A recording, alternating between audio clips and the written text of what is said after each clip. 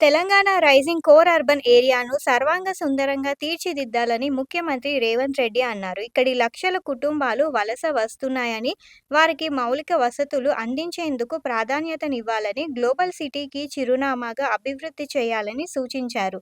ప్రజల జీవన ప్రమాణాలు మెరుగుపడేలా తెలంగాణ కోర్ అర్బన్ సిటీని అభివృద్ధి చేయాలని ఆదేశించారు.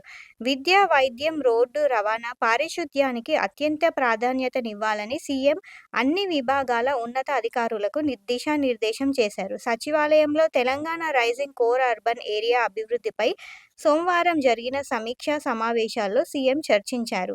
డీజీపీ జితేందర్, ప్రత్యేక ప్రధాన కార్యదర్శి Jayesh Ranjan, CM special secretary Ajit Reddy, secretary Manik, GHMC, HYDRAA, HMDA, police కమిషనర్లు తదితరులు పాల్గొన్నారు. సమావేశంలో కోర్ అర్బన్ సిటీ అభివృద్ధి ప్రణాళికలను 5 ప్రాధాన్య అంశాలుగా విభజించి మొత్తం 111 ప్రతిపాదనలు Jayesh Ranjan power point presentation ద్వారా వివరించారు. ఈ సందర్భంగా సీఎం అధికారులకు పలు సూచనలు చేశారు.